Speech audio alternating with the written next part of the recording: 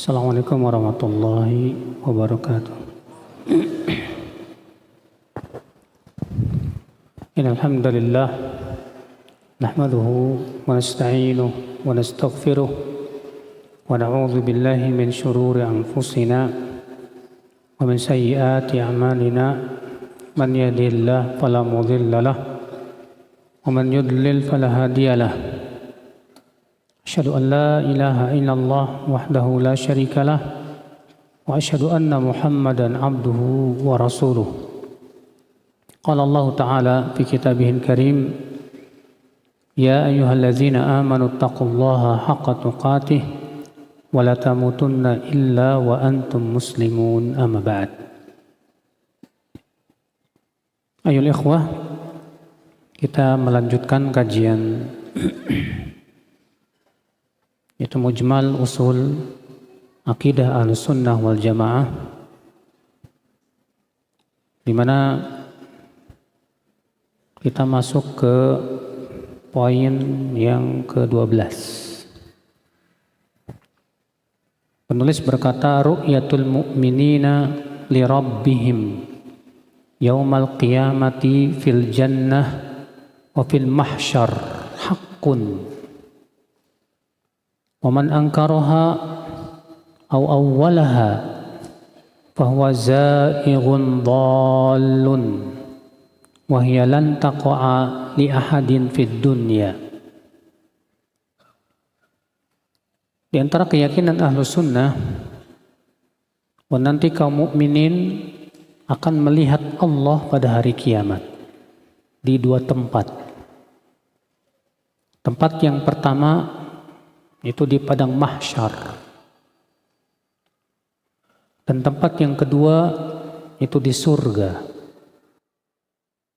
Dan bahwasanya itu adalah benar, hak. Maka siapa yang mengingkarinya atau mentakwilnya, maka ia telah tersesat jalan dan menyimpang. Dan melihat Allah tidak mungkin terjadi di dunia ini. Nah, di sini beliau mengatakan bahwa kaum mukminin akan melihat Allah nanti di dua tempat. Yang pertama itu di padang mahsyar, di mana kelak di padang mahsyar kaum mukminin dan manusia seluruhnya berdiri menunggu Allah Subhanahu wa ta'ala. Allah berfirman, wa jaa'a rabbuka wal malaku saffan saffa. Wa jaa'a rabbuka wal malaku saffan saffa. Dan Rabbmu datang bersama malaikat bersaf-saf. Maka saat itu kaum mukminin akan melihat Allah Subhanahu wa ta'ala. Sedangkan orang-orang kafir, mereka tidak bisa melihat Allah. Allah berfirman dalam surat Al-Mutaffifin, kalla innahum ar rabbihim yawma idzil lamahjubun. Sekali-kali tidak. Sesungguhnya mereka orang-orang kafir itu pada hari kiamat nanti akan terhalang. Maksudnya, kata para ulama, terhalang untuk melihat Allah. Disebutkan dalam riwayat Bukhari dalam sahihnya, demikian pula Imam Muslim dalam sahihnya, bahwa nanti pada hari kiamat Allah akan berfirman kepada seluruh manusia, lihat kullu wahidin minkum ma kana ya'buduhu fid dunya. Hendaklah setiap kalian mengikuti yang dahulu ia sembah di dunia. Yang menyembah batu ikut batu, yang menyembah patung ikut patung, ke neraka jahanam. Yang menyembah para nabi berlepas diri. Yang menyembah matahari ikut matahari. Yang menyembah bulan ikut bulan. Fayabqal mu'minun Tersisa kaum mukminin.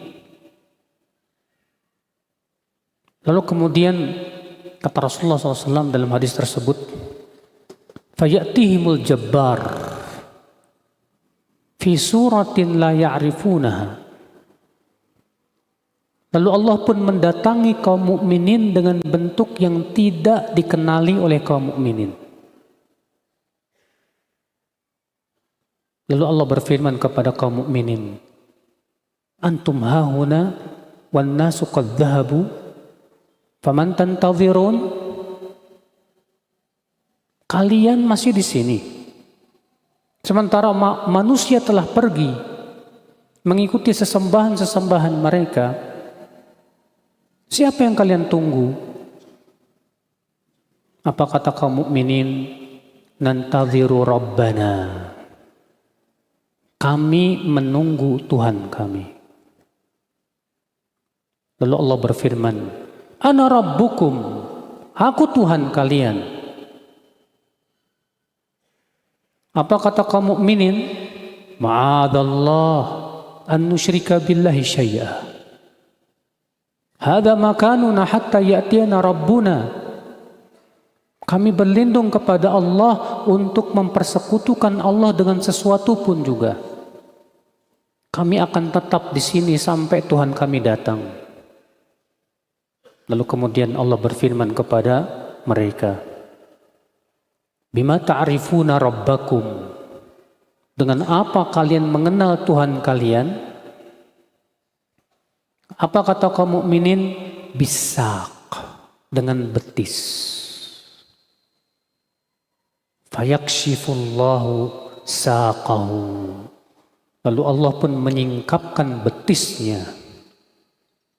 Fayasjudul mu'minun bima fihi minal munafiqin. Maka mereka pun semuanya sujud, Pak. Dan di dalam kaum mukminin ini ada orang-orang munafiknya. Adapun orang yang munafik setiap kali sujud kata Rasulullah, maka punggungnya lurus lagi, tidak bisa sujud dia. Ini menunjukkan saudaraku sekalian bahwa nanti kaum mukminin akan melihat Allah di padang mahsyar. Iya. Di tempat yang kedua di surga, masya Allah. Sebutkan dalam hadis riwayat Bukhari dan Muslim, bahwasanya para sahabat bertanya kepada Rasulullah SAW, ya Rasulullah, hal nara Rabbana? Wahai Rasulullah, apakah nanti di hari kiamat kita akan melihat Rabb kita, Allah? Maka Rasulullah SAW bersabda, hal tudammuna fi ru'yati al-qamar lailatal badr? Apakah kalian berdesak-desakan untuk melihat bulan purnama saat tidak ada awan? Kata mereka, tidak ya Rasulullah. Hal tudarruna fi ru'yati syams laisa dunaha sahab? Apakah kalian perlu berdesak-desak untuk melihat matahari saat langit tidak ada awan? Apa kata para sahabat? Tidak wahai Rasulullah. Kata Rasulullah SAW, innakum satarawna rabbakum kama tarawnal qamar lailatal badr laisa dunaha sahab. Kalian kelak akan melihat Rabb kalian sebagaimana kalian melihat bulan purnama di malam yang tidak ada padanya awan. Masya Allah. Akhul Islam, saudaraku seiman. Sebutkan dalam hadis yang lain yang sahih, bahwasanya Rasulullah SAW ia bersabda dari hadis Suhaib bin Sinan Ar-Rumi, kata Rasulullah, idza dakhala ahlul jannatil jannah yaqulullahu tabaraka wa ta'ala turiduna syai'an azidukum fayaquluna alam tubayyad wujuhana Alam tudkhilnal jannah wa tunajjina minan nar? Qal fayukshaful hijab fama u'tu syai'an ahabba ilaihim minan nadhar ila rabbihim azza wa jalla. Akhrajahu Muslim. Kata Rasulullah SAW, apabila penduduk surga telah masuk surga, maka Allah berfirman kepada penduduk surga, Pak, wahai penduduk surga, maukah kalian aku berikan tambahan? Apa kata penduduk surga? Ya Allah, bukankah engkau telah memutihkan wajah kami? Engkau telah memasukkan kami ke surga dan menyelamatkan kami dari api neraka. Tambahan apa lagi? Lalu kemudian dibukalah tirai. Maka penduduk surga tidaklah diberikan kenikmatan yang melebihi kenikmatan melihat wajah Allah Subhanahu wa taala. Dikeluarkan oleh Muslim dalam sahihnya. Kemudian Rasulullah SAW membaca firman Allah dalam surat Yunus ayat 26. Allah berfirman, lilladzina ahsanul husna wa ziyadah. Untuk orang-orang yang berbuat ihsan, bagi mereka husna, yaitu surga, wa ziyadah, dan tambahan. Yang dimaksud dengan tambahan di sini apa, Pak? Melihat wajah Allah Subhanahu wa taala. Subhanallah ya akhal Islam. Ya. Bayangkan akhi, orang-orang yang menyembah selain Allah di dunia sudah melihat Tuhannya. Yang menyembah salib sudah melihat Tuhannya. Yang menyembah matahari sudah melihat Tuhannya. Yang menyembah kuburan sudah melihat Tuhannya. Yang menyembah batu sudah melihat Tuhannya. Sementara kita kaum mukminin yang menyembah Allah saja, kita belum pernah melihat Allah, Pak, di dunia ini. Maka kelak yang hanya bisa melihat Allah nanti pada hari kiamat hanya orang-orang yang mentauhidkan Allah, yang tidak mempersekutukan Allah sedikit pun juga. Masya Allah. Bayangkan saudaraku sekalian, ya, kita saja di dunia, Pak, ketika kita beribadah, bermunajat kepada Allah, kita merasakan nikmat yang luar biasa. Bagaimana kalau kita melihat wajah Allah langsung, Pak, yang maha indah? Kita melihat di dunia ini ya, pemandangan-pemandangan indah saja luar biasa. Bagaimana dengan melihat yang maha indah, yaitu Allah Subhanahu wa ta'ala? Makanya ya akhi, Masya Allah ya, luar biasa sekali. Berkata Al-Imam An-Nawawi rahimahullah dalam syarah Sahih Muslim di jilid 3 halaman 15, "I'lam anna madhhab ahli sunnati bi ajma'ihim anna ru'yatallahi ta'ala mumkinatun ghairu mustahilah aqlan wa ajma'u aydan ala wuqu'iha fil akhirah wa annal mu'minina yarawna Allah ta'ala dunal kafirin wa qad tadhaharat adillatul kitab was sunnah wa ijma'us sahabah faman ba'dahum min salafil ummati ala itsbati ru'yatillahi ta'ala fil akhirati lil mu'minin wa akhrajaha nahun min 20 sahabiyan an Rasulillahi sallallahu alaihi wasallam wa ayatul Qur'ani fiha masyhurah. Ketahuilah, kata Imam Nawawi, bahwa keyakinan ahlu sunnah seluruhnya bahwa melihat Allah itu sangat mungkin dan tidak mustahil secara akal. Dan bahwasanya nanti kaum mukminin akan melihat Allah di akhirat. Adapun orang kafir mereka tidak bisa melihatnya. Dan telah banyak, kata beliau, dalil-dalil dari Al-Quran, dari hadis, dan ijma' para sahabat dan para ulama setelah mereka menetapkan bahwasannya kaum mukminin akan melihat Allah. Dan yang meriwayatkannya, kata beliau, sekitar 20 sahabat Rasulullah sallallahu alaihi wasallam. Adapun ayat-ayat dalam Al-Quran masyhur sekali. Ya.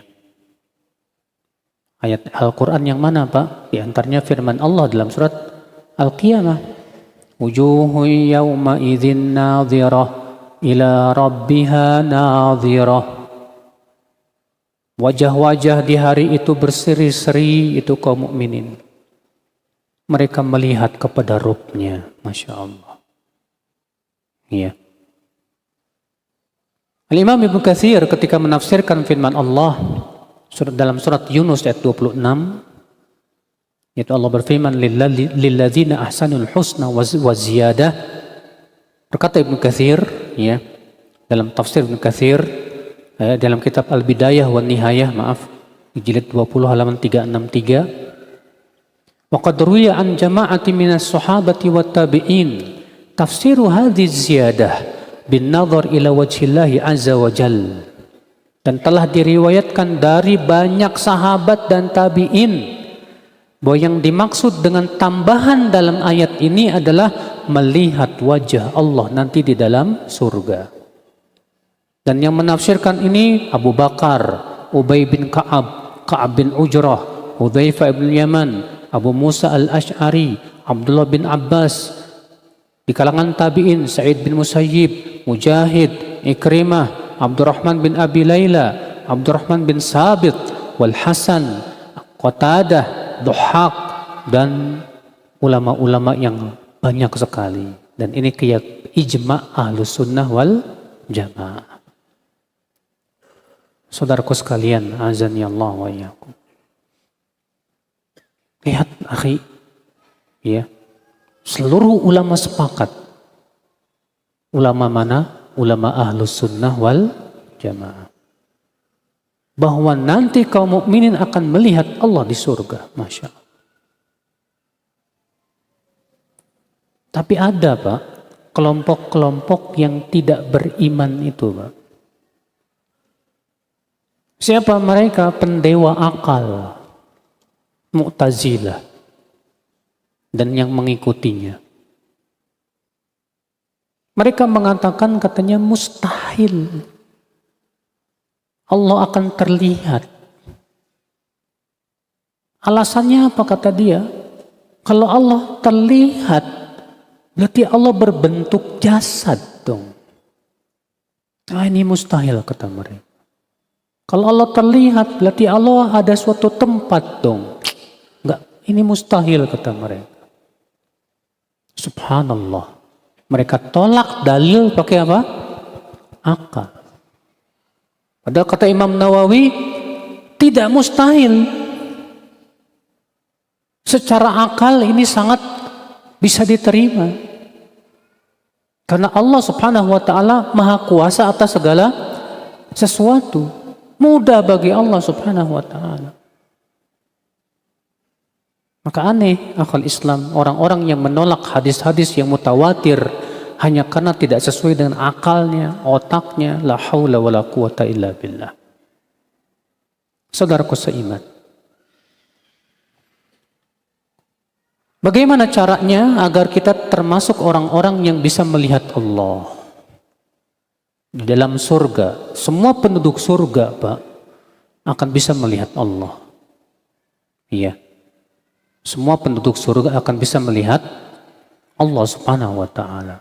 Tentu akhwat Islam, kalau kita ingin melihat Allah, syaratnya yang paling utama satu, itu wafat di atas tauhid dan tidak mempersekutukan Allah sedikit pun juga. Iya. Karena siapapun yang mempersekutukan Allah, berbuat syirik, Allah tidak akan ampuni dosanya selama-lamanya. Allah berfirman, innallaha la yaghfiru an yushraka bih wa yaghfiru ma duna dzalika liman yasha. Sesungguhnya Allah tidak akan mengampuni dosa syirik dan mengampuni dosa yang lebih rendah dari apa? Lebih rendah dari syirik. Yang kedua, akhi, bersungguh-sungguh menjaga sholat. Bersungguh-sungguh menjaga apa?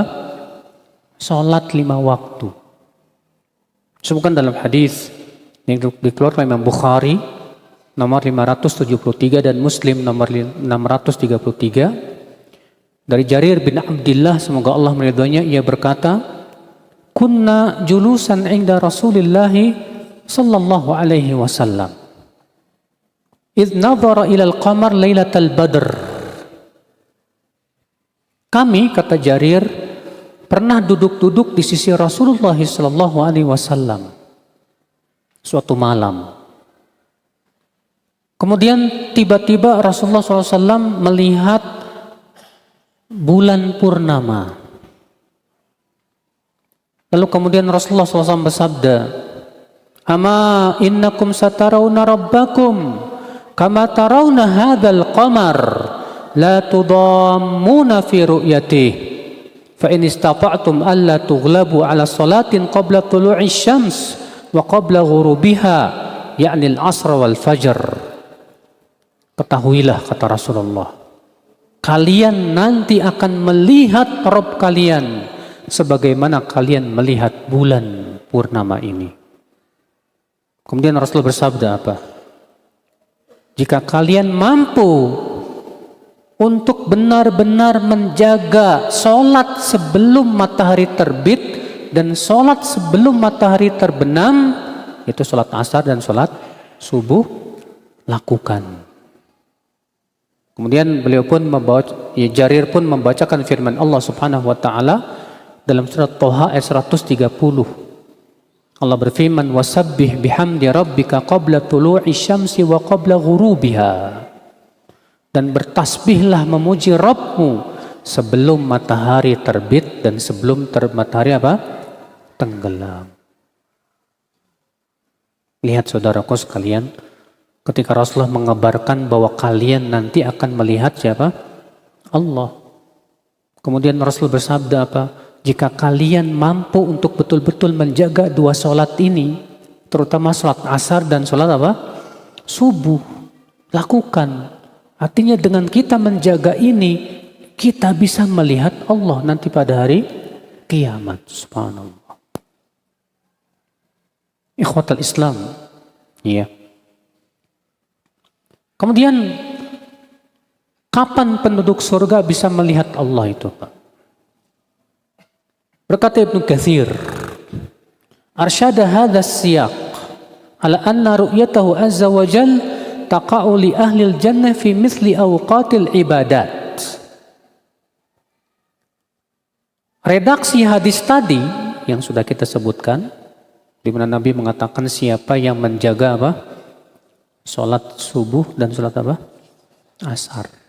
Ya.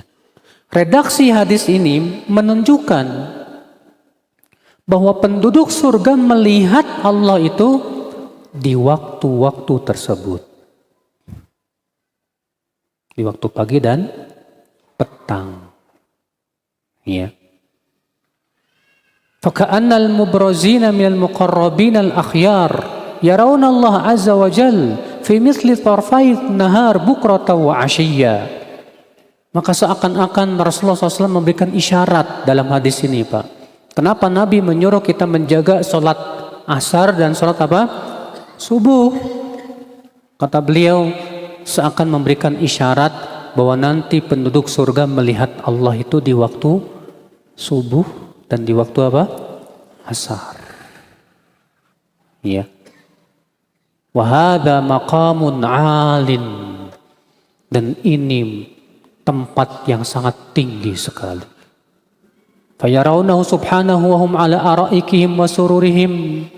Mereka melihat Allah sambil mereka duduk di atas dipan-dipan mereka. Kama yarawna al-qamar lailatal badr, seperti halnya kita melihat bulan di malam purnama. Subhanallah. Maka dari itulah saudaraku, kenapa Allah menyuruh kita, Pak, untuk selalu mengingat Allah di waktu pagi dan petang. Ya, karena ini ada hubungannya, Pak. Orang yang senantiasa menjaga sholat asar, lalu dia berzikir kepada Allah sampai terbenam matahari. Dia sholat subuh, dia berzikir kepada Allah sampai terbit matahari. Ya, Allah Subhanahu wa ta'ala menganjurkan itu dalam beberapa ayat agar kita senantiasa menyeru Allah, ingat kepada Allah di waktu pagi dan petang. Dan kita disuruh bersabar bersama orang-orang yang menyeru Allah di waktu pagi dan petang. Allah berfirman, wasbir nafsaka ma'alladzina yad'una rabbahum bil ghadati wal 'ashyi yuriduna wajhah. Sabarkan dirimu bersama orang-orang yang menyeru Rabbnya di waktu pagi dan petang karena mengharapkan wajah Allah Subhanahu wa ta'ala saja. Ya. Allah juga berfirman, wasabbihuhu bukratan wa asila, dan bertasbihlah kepada Allah di waktu pagi dan petang. Makanya akhwat Islam, ya, ini menunjukkan, ya, bahwasanya penduduk surga itu melihat Allahnya kapan, Pak?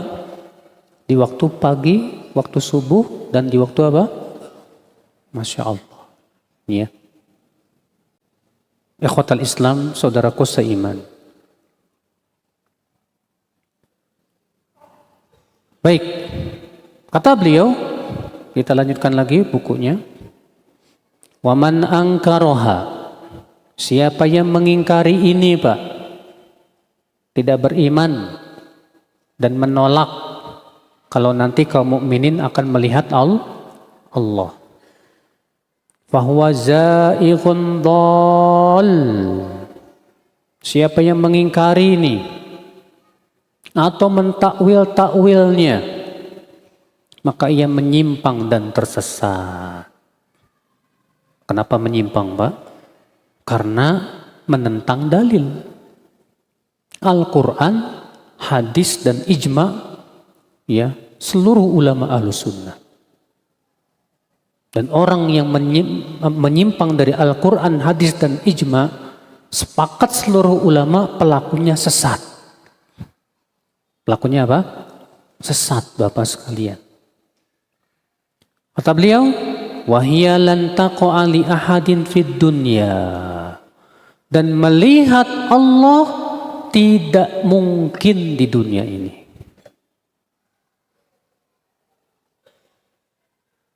Nabi Musa pernah minta sama Allah untuk Allah memperlihatkan dirinya kepada Nabi Musa. Dalam surat apa itu? Itu di dalam surat Al-A'raf, Pak. Ya. Di mana dalam surat Al-A'raf Nabi Musa, ya, mengatakan begini kepada Allah Subhanahu wa ta'ala. Walamma jaa Musa limiqatina, dalam ayat 143, ya, surat Al-A'raf ayat 143. Walamma jaa Musa limiqatina wa kallamahu rabbuhu qala rabbi arini anzur ilaik qala lan tarani walakin anzur ilal jabal fa in istaqarra makanahu fasawfa tarani falamma tajalla rabbuhu lil jabal ja'alahu dakkan wa kharra Musa sa'iqa. Ketika Musa mendatangi tempat perjanjian dengan kami, dan Allah pun mengajak bicara langsung Nabi Musa tanpa perantara. Tempatnya di mana, Pak? Di Bukit Tur Sina. Ya, maka Allah mengajak Nabi Musa berbicara langsung tanpa perantara. Apa kata Nabi Musa? Rabbi arini anzur ilaik. Ya Rabb, tolong perlihatkan dirimu kepadaku. Aku ingin melihat engkau. Apa kata Allah, Pak? Lantarani. Kamu tidak akan bisa melihat aku. Akan tetapi lihatlah kepada gunung itu. Apabila engkau lihat gunung itu tetap pada keadaannya, kamu akan bisa melihat aku.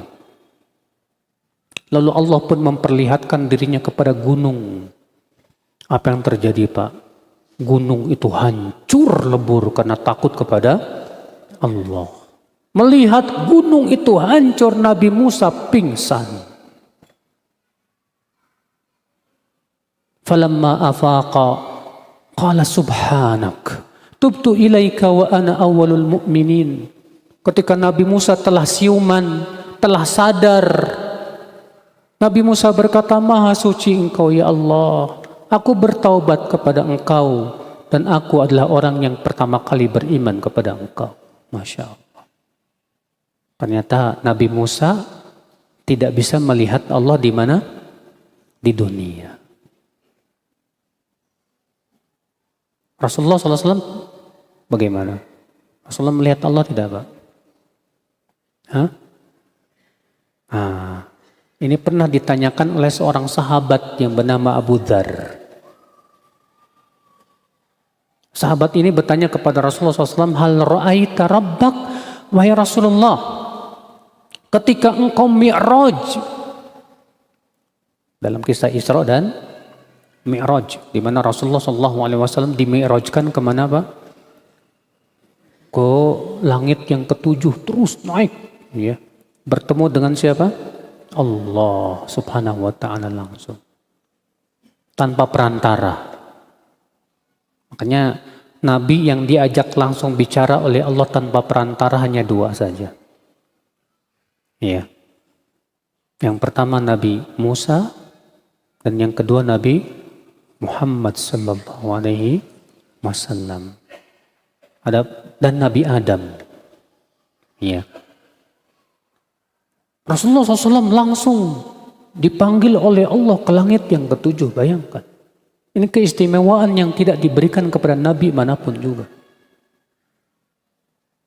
Nah, Abu Dzar bertanya kepada Rasulullah SAW, ketika engkau mi'raj untuk bertemu dengan Tuhanmu, hal ra'aita rabbak? Apakah engkau melihat Tuhanmu, yaitu Allah? Apa kata Rasulullah SAW, Pak? Nurun anna ara. Ada cahaya, bagaimana aku bisa melihat Allah? Artinya, Pak, Allah menutupi dirinya dengan apa? Cahaya. Disebutkan dalam hadis Nabi SAW, Rasulullah SAW bersabda apa? Ya, hijabuhu nur. Hijabnya Allah itu cahaya. Lau kasyafah, kalau Allah membuka hijabnya, maka akan terbakarlah semua yang dilihat oleh Allah Subhanahu wa ta'ala. Hadis ini tegas menunjukkan, Pak, bahwa Rasulullah SAW itu tidak bisa melihat Allah ketika mi'raj. Ya. Makanya pendapat yang sahih, yang rajih, memang terjadi khilaf di kalangan para sahabat, ya.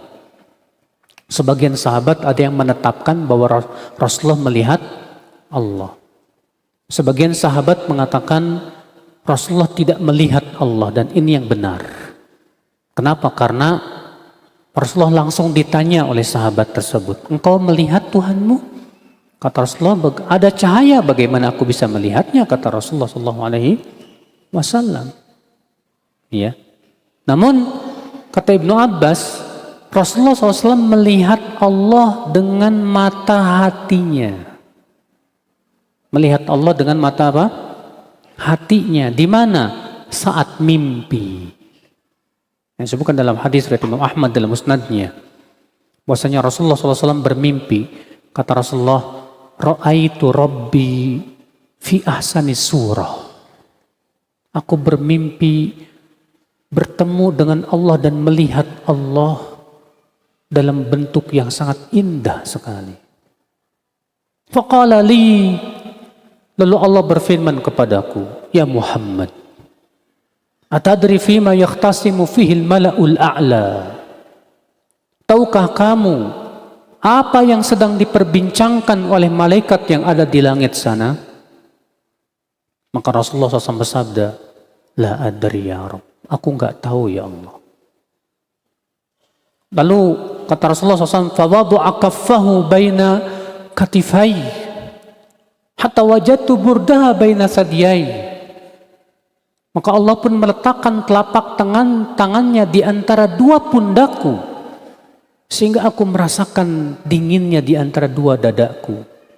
Fa'alimtu ma fis samawati wal ard. Maka saat itu aku langsung tahu apa yang terjadi di langit dan di bumi saat itu. Lalu Allah kembali berfirman, atadri fima yakhtasimu fihil mala'ul a'la? Tahukah kamu apa yang sedang diperbincangkan oleh malaikat yang ada di mana? Di langit sana? Kata Rasulullah, Bapak, na'am adri, aku tahu ya Allah. Fil kafarati wad darajat. Mereka memperbincangkan tentang amal yang menggugurkan dosa dan amal yang mengangkat apa? Derajat. Masya Allah. Wal kafarat. Adapun amal yang menggugurkan dosa, kata Rasulullah SAW apa Pak? Masyul aqdami ilal jamaat. Berjalan kaki menuju sholat berjamaah. Wa isbaghul wudu'i indal makruhat. Dan menyempurnakan wudu di saat-saat sulit. Maksudnya saat dingin banget atau kita sedang sakit gitu. Wantidharus sholah ba'das sholah. Dan menunggu sholat sampai sholat berikutnya di mana? Di masjid. Apa kata Allah kepada Rasulullah SAW? Sadaqta ya Muhammad. Faman fa'ala dhalik asya bi khairin wa mata bi khairin wa kana min khati'ati kayaumi waladathu ummu. Kamu benar hai Muhammad. Siapa yang melakukan perbuatan-perbuatan tadi, maka ia akan hidup dalam keadaan baik, wafat pun dalam keadaan baik, dan dia akan bersih dari dosanya seperti dilahirkan oleh ibunya kembali. Masya Allah. Siapa yang bisa mengulangi perbuatan tadi? Coba nih yang depan nih. Apa aja tadi amalannya? Hah? Enggak, ini yang ini nih, beliau nih.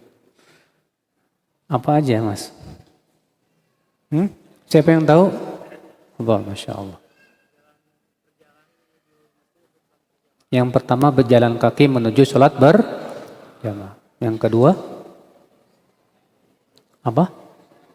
Menyempurnakan wudhu saat sulit. Yang ketiga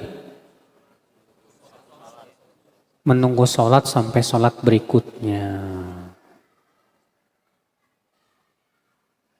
Jangan tidur makanya Mas. Iya. Antum kalau tidur langsung anak tunjuk, anak tanya. Biar bangun maksudnya, kasihan. Di majelis taklim tidur kan kasihan, nggak dapat faedah ya kan? Padahal ini faedahnya Masya Allah ini ya. Apa pahalanya tadi? Orangnya menjaga 3 perkara tadi.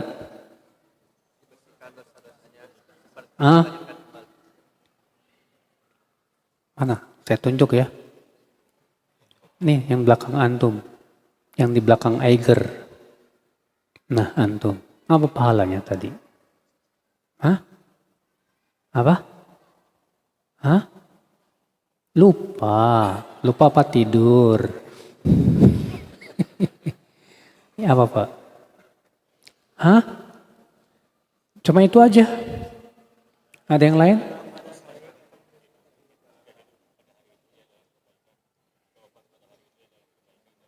Ya. Siapa yang menjaga perbuatan tadi, ia akan hidupnya baik, wafatnya baik, dan ia akan bersih dosanya seperti dilahirkan oleh ibunya. Ini jaminan Pak.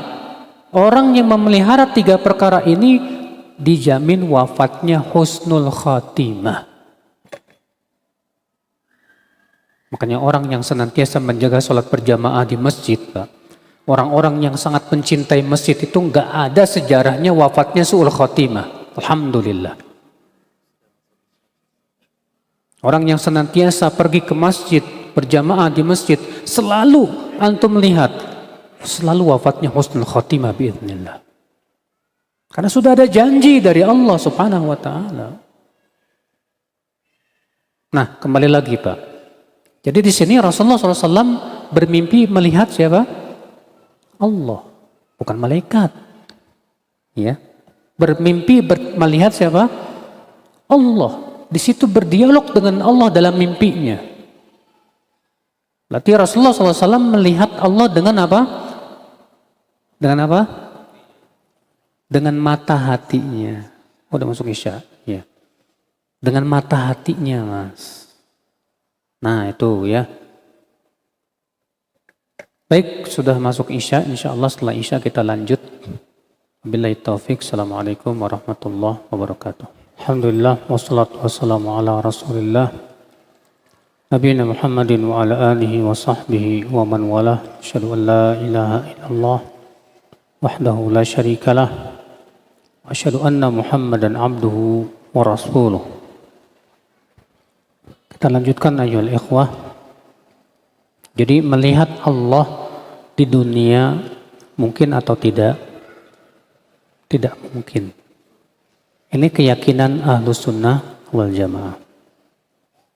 Tapi ada Pak, kelompok yang mengatakan mungkin melihat Allah di dunia. Siapa itu? Sufi, tasawuf. Orang-orang tasawuf punya keyakinan bahwa manusia mungkin bisa melihat Allah. Iya. Kita katakan bahwa ini batil. Kenapa? Karena bertabrakan dengan ijma para ulama bahwa tidak mungkin ada orang yang bisa melihat Allah di mana? Di dunia ini. Nah, sekarang pertanyaannya, mungkinkah seseorang bermimpi melihat Allah? Iya. Sebagian ulama mengatakan bahwa kalau mimpi mungkin, sebagaimana halnya terjadi kepada Rasulullah Sallallahu Alaihi Wasallam. Adapun dengan mata kepala, ya maka ini tidak mungkin. Ya. Ikhwatul Islam, saudara-saudaraku seiman.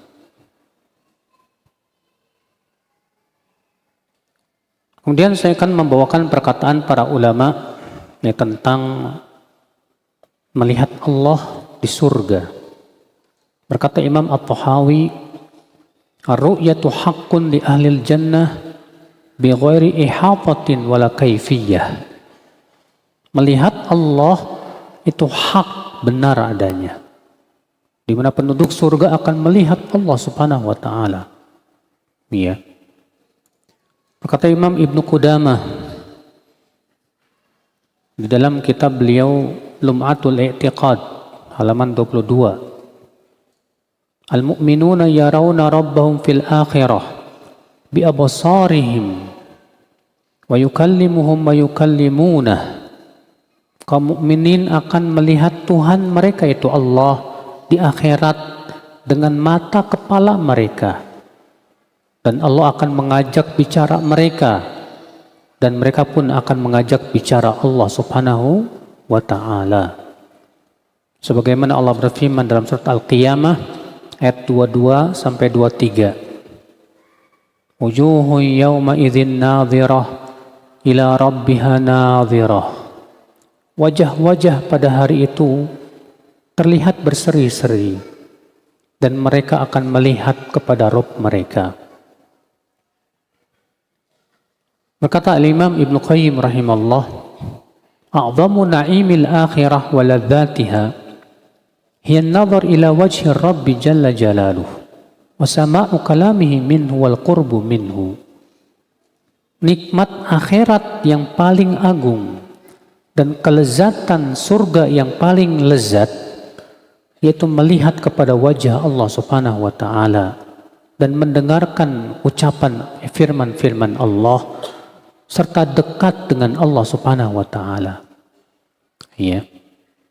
Makanya Rasulullah SAW Pak mengajarkan kepada kita doa di mana Rasulullah berdoa, wa as'aluka ladzatan nazar ila wajhikal karim wa syauq ila liqa'ik. Ya Allah, Aku minta kepadamu ya Allah, kelezatan melihat wajahmu yang mulia. Dan aku minta kepada engkau rindu untuk bertemu dengan engkau. Ya, Rasulullah SAW minta kepada Allah supaya kita diberikan oleh Allah kelezatan melihat wajah Allah Subhanahu wa Ta'ala. Ya. Berkata Ibnu Abil Izz, qad qala bi thubuti ru'ya as-sahabat wa tabi'un wa a'immatul islami al-ma'rufuna bil imamati fid din wa ahlul hadis wa sa'iru tawa'ifi ahlil kalamil mansubuna ila sunnati wal jamaah, yang berpendapat dan meyakini bahwasanya kaum mukminin akan melihat Allah, seluruh sahabat dan seluruh tabi'in dan seluruh ulama ahlu sunnah wal jamaah dan ahli hadis. Wa hadhil mas'alah min asyrafi masaili usulid din wa ajalliha. Dan masalah ini termasuk masalah-masalah pokok-pokok agama yang paling mulia dan yang paling agung, Mbak. Ya. Wa hiyal ghayatul lati syammara ilahil musyammirun wa tanafasal mutanafisun. Di mana ini tujuan orang-orang bersungguh-sungguh ingin masuk surga. Itu agar bisa melihat siapa? Allah Subhanahu wa Ta'ala. Ya. Nah ini ya akhal Islam. Jadi seluruh ulama sepakat, tidak ada perselisihan. Yang menyelisihi keyakinan ini hanya siapa? Mu'tazilah. Dan Mu'tazilah telah menyelisihi Al-Quran, hadis, dan ijma' para ulama. Makanya para ulama sepakat bahwa Mu'tazilah tersesat. Ya, keyakinan mereka menyimpang akal Islam. Ya, a'azzakumullah. Inilah akhi, ya, pembicaraan kita tentang melihat Allah di dalam surga, dan insya Allah kita lanjutkan dengan tema lain pada pertemuan yang akan datang. Silakan kalau ada yang mau bertanya.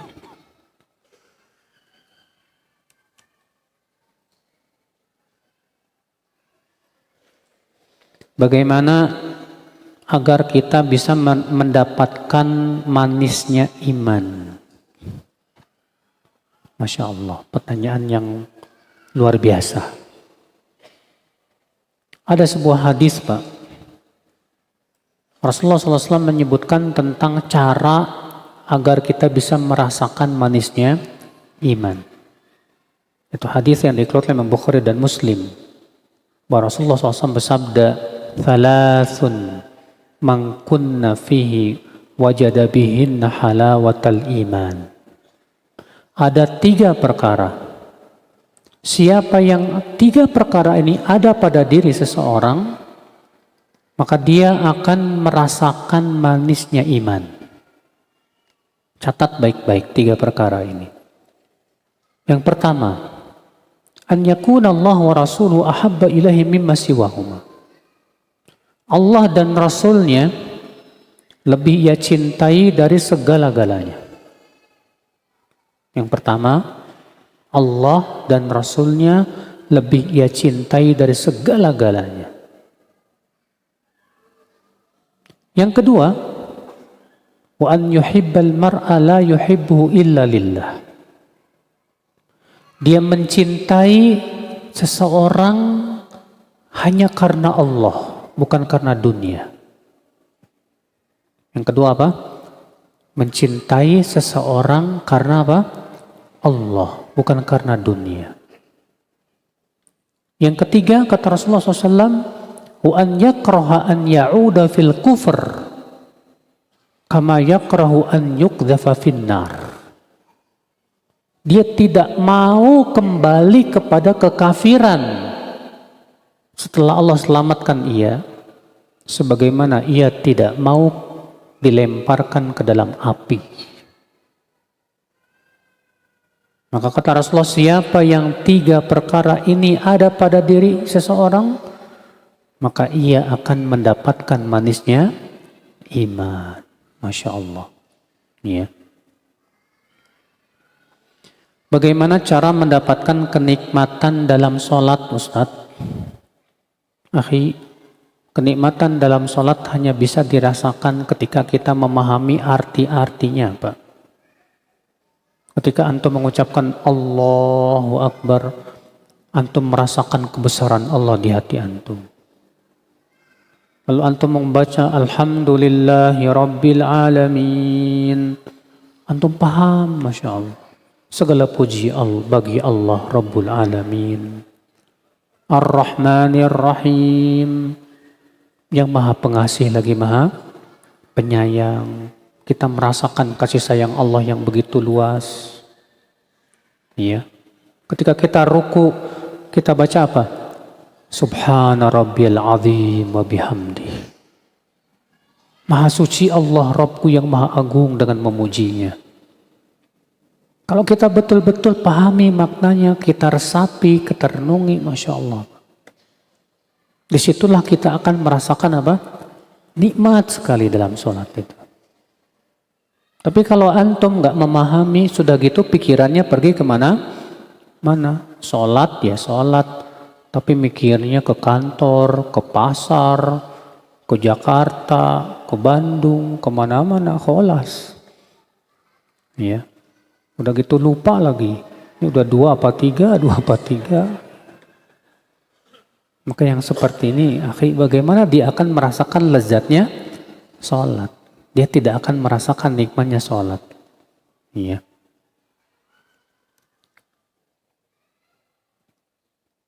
Pada hari kiamat ada orang-orang yang tidak bisa melihat wajah Allah. Dalam pernyataan itu surat apa, Ustadz? Surat Al-Mutaffifin, Pak. Surat apa tadi? Al-Mutaffifin. Ayatnya sebentar.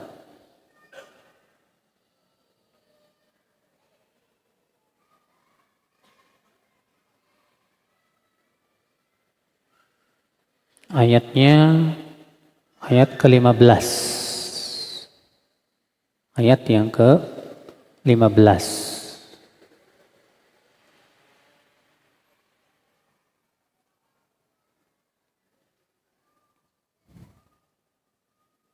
Bagaimana caranya kita tahu bahwa selama ini langkah demi langkah hijrah kita jujur karena Allah, bukan karena dunia.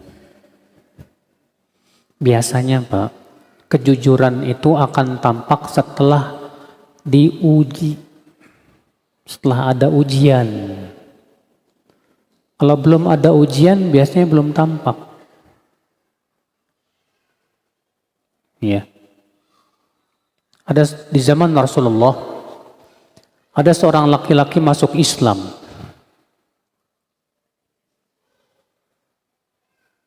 Kemudian tak berapa lama Rasulullah SAW kedatangan harta rampasan perang.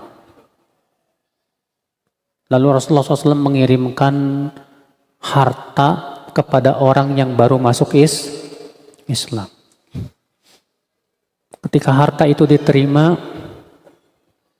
orang ini heran. Kok saya dikasih uang? Dibawanya harta itu kepada Rasulullah SAW. Apa kata dia? Apa ini ya Rasulullah? Ma hadza ya Rasulullah?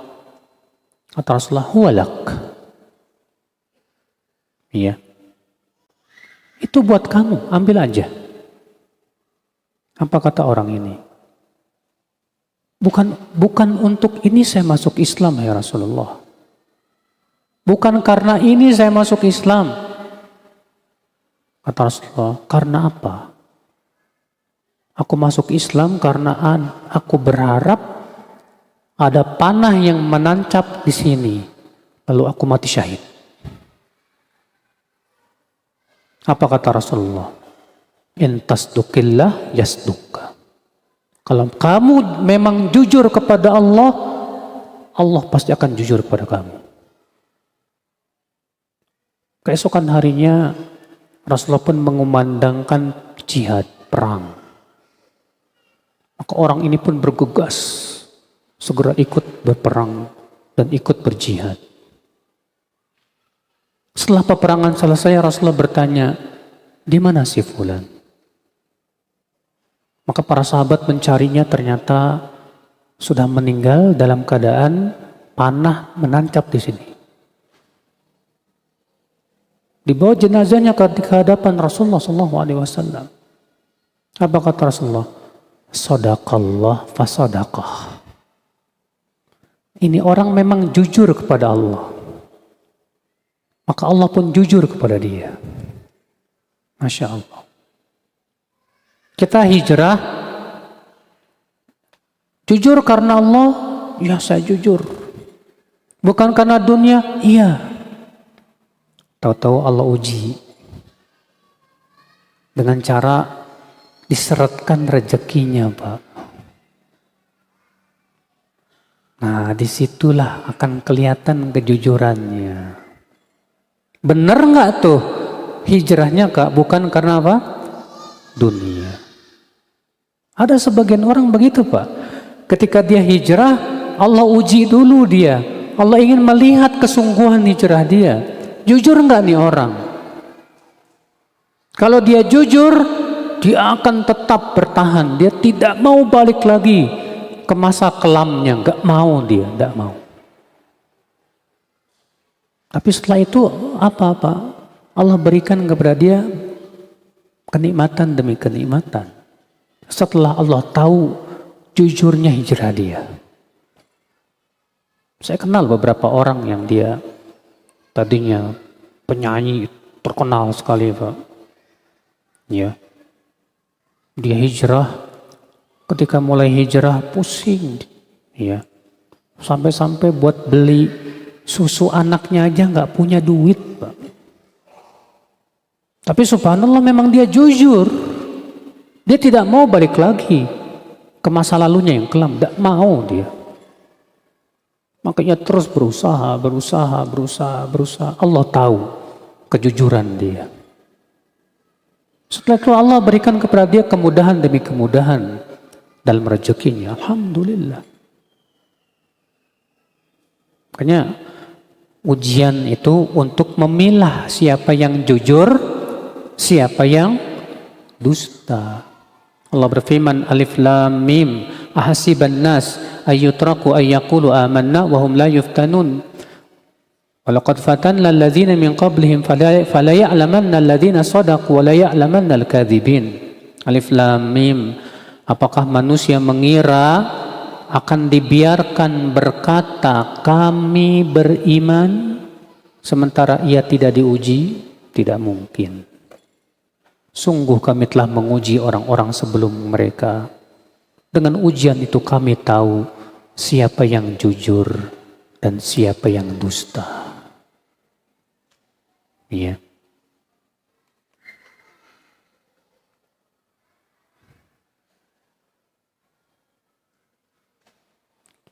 Tentang amalan yang menggugurkan dosa tadi, Ustadz, apakah hanya hanya berlaku untuk laki-laki saja? Iya, yang tadi berjalan kaki menuju sholat berjamaah, menunggu sholat sampai sholat berikutnya. Adapun yang kedua yaitu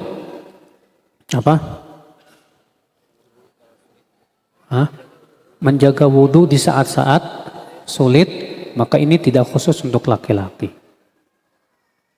Oh, kalau gitu Ustadz, gimana dong wanita? Justru wanita itu lebih gampang masuk surganya sebetulnya. Kok lebih gampang? Rasulullah SAW bersabda, "Idza shallatil mar'atu khamsaha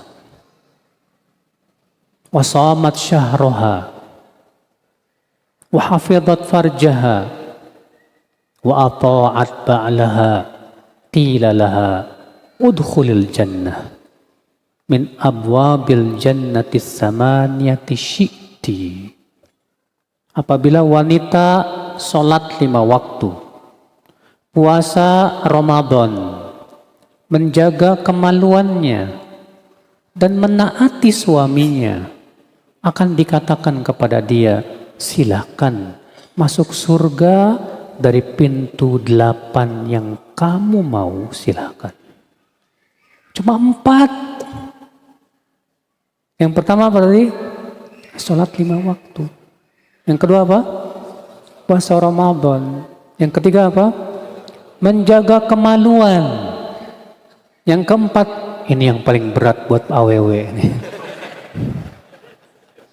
Menaati suami. Iya. Maka 4 ini sudah cukup memasukkan ia kemana?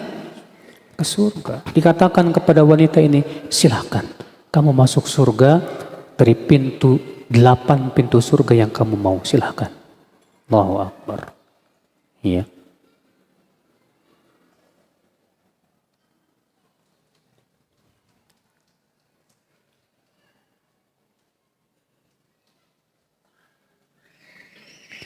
Untuk menunggu sholat berikutnya di rumah atau tempat kerja, gimana Ustadz? Hadis itu di masjid, Pak. Bukan di rumah, bukan di tempat mana? Kerja. Karena ada udzur Ustadz, tidak bisa ditinggalkan. Nah, tentunya Pak, menunggu sholat sampai sholat berikutnya di masjid itu hukumnya sunnah. Nah, kalau misalnya ada tugas-tugas kantor yang memang sifatnya wajib dan sudah amanah, jangan sampai demi mengejar yang yang sunnah, antum tinggalkan yang wajib. Karena ibadah yang wajib itu lebih dicintai oleh Allah, Pak. Lebih besar pahalanya. Ya. Karena banyak diantara kita nih, Pak ya, ketika mengetahui, besar banget pahalanya ya, Masya Allah. Akhirnya lupa kalau yang wajib lebih besar lagi dari itu. Ya.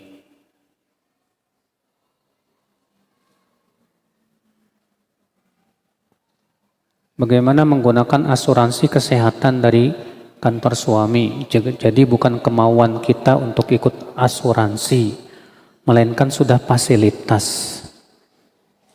Saat asuransi itu diambil uang enggak setiap bulannya? Hah? Diambil. Kata Syekh Utsaimin, cukup kamu gunakan sebatas uang kamu yang diambil saja. Lebih dari itu tidak boleh. Iya.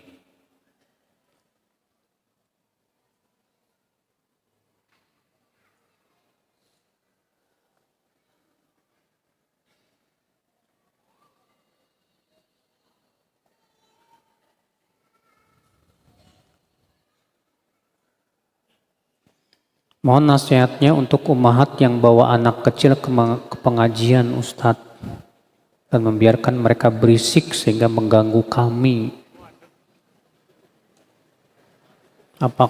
Apakah pembiaran ini telah terjadi penzoliman kepada jamaah yang lain yang ingin tenang duduk di majelis ta'lim?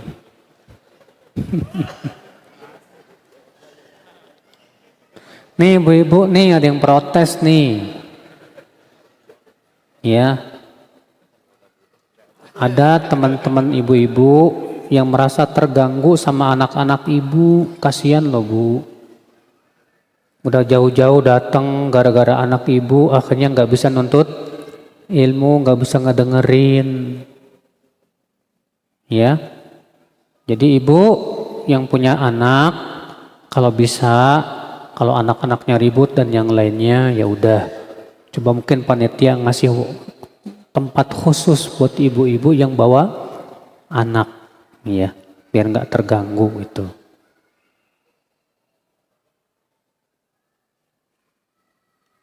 Saya punya kawan yang saat ini tinggal di luar kota dan alhamdulillah sudah hijrah, tapi qadarullah suami kawan ini belum hijrah. Kawan anak ingin sekali ikut kajian di Bandung karena di kotanya jarang ada kajian. Alhamdulillah kawan anak diizinkan untuk ke Bandung mengikuti kajian. Namun tanpa ikut serta suaminya. Jadi kawan anak nyetir sendiri di luar kota demi ikut kajian. Itu hukumnya gimana ya Ustadz? Safar tanpa mahram.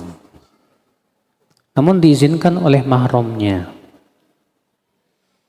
Pertama, pada asalnya wanita tidak boleh safar tanpa mahram.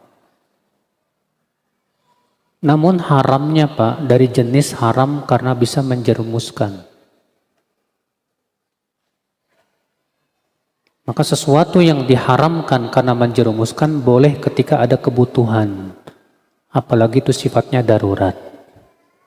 Tapi dengan syarat satu, aman. Syaratnya apa? Aman. Yang kedua, ya, usahakan dulu mencari kajian di kotanya. Masa nggak ada sama sekali?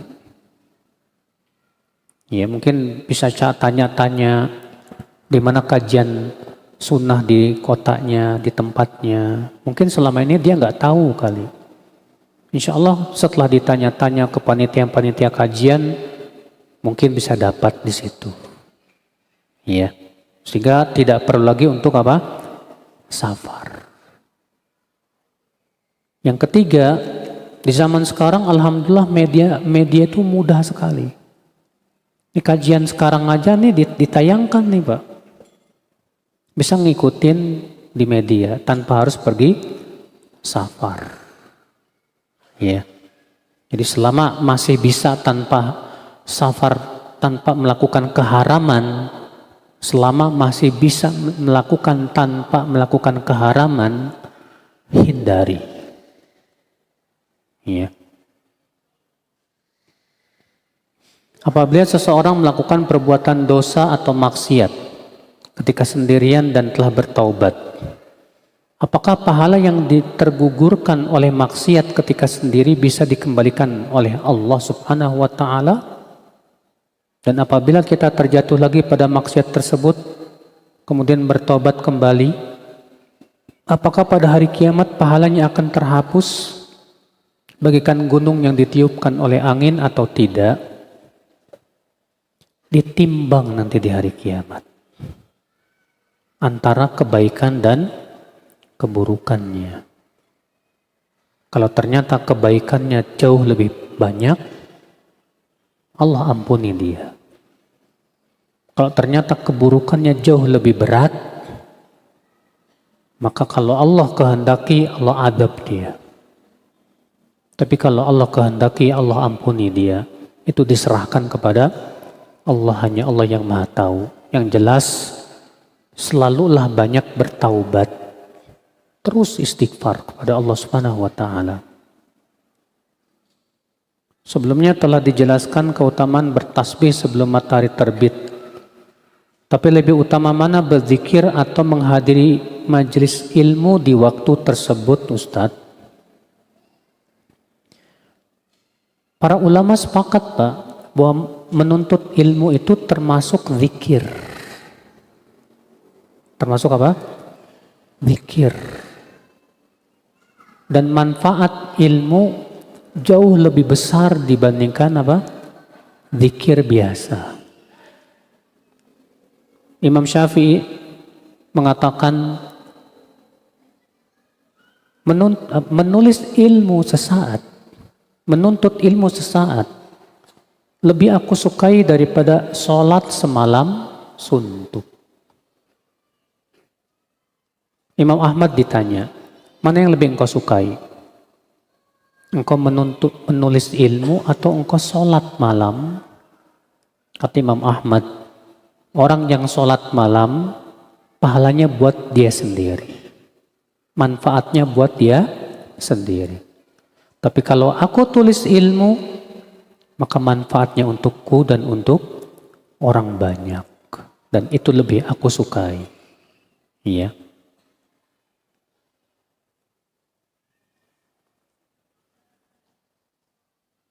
Gini, nah ini dosa nih. Tapi kalau antum seperti berlalu aja dan antum tidak menikmatinya, seperti ini tidak dosa. Dalilnya hadis yang dikutip Imam Abu Daud dalam sunannya, bahwa pernah Rasulullah berjalan bersama Ibnu Umar di padang pasir. Lalu terdengarlah suara seruling. Suara apa? Seruling. Maka Rasulullah SAW menutup apa? Telinga. Dan terus Rasulullah bertanya kepada Ibnu Umar, masih terdengar tidak? Sampai Ibnu Umar mengatakan, sudah tidak ya Rasulullah. Maka Rasulullah pun membuka apa? Telinga. Di situ Rasulullah membiarkan Ibnu Umar apa? Mendengar tidak? Sehingga kata para ulama ini menunjukkan beda antara mendengar dengan menikmati. Sebatas mendengar lewat begitu saja dan tidak menikmati, tidak dosa. Tapi kalau kita mendengar sambil menikmati, nah ini yang dosa. Antum masuk mall, pasti ada musik nggak, Pak? Musik di mana-mana. Tapi antum lewat begitu aja nggak antum nikmati, nggak dosa. Karena kita sulit untuk menghindar. Tapi kalau antum sambil tangannya gini-gini, ya, wah ini sudah menikmati namanya, Pak. Nah ini dosa, ya.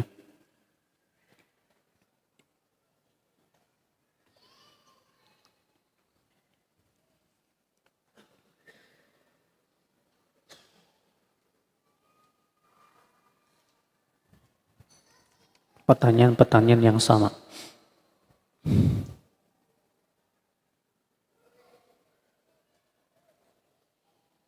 Bagaimana atas dosa-dosa kita yang lampau, atas ketidaktahuan kita pada zaman lampau?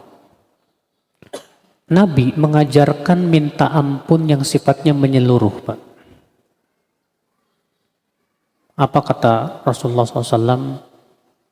Ya, Allahumma gfir dzambi kullah, diqqahu wa jillah, awalahu wa akhirah. Ya. Alaniyatahu wa sirrah.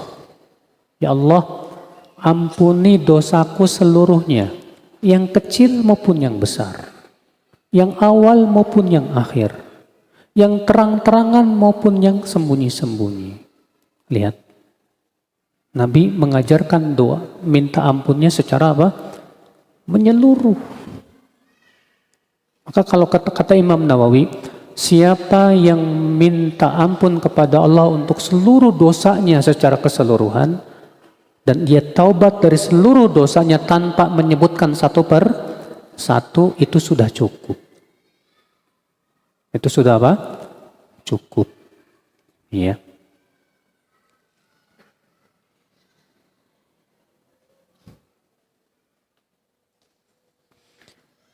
Perkara fadilah menunggu antara dua waktu sholat, apakah syaratnya perlu lengkap semua waktu sholat? Atau boleh salah satu waktu saja, Ustadz? Boleh salah satu saja, misalnya antum menunggu dari maghrib sampai apa? Isya. Apalagi sambil taklim lagi, Masya Allah. Antum dapat dua pahala sekaligus. Pahala yang pertama menunggu apa? Sholat. Yang kedua pahala menuntut ilmu. Dan selama kita berada di masjid, malaikat terus mendoakan. Ya Allah ampuni dosanya, ya Allah rahmati dia, ya Allah ampuni dosanya, ya Allah rahmati dia. Terus saja. Ya, bayangkan, luar biasa sekali, Pak. Ya.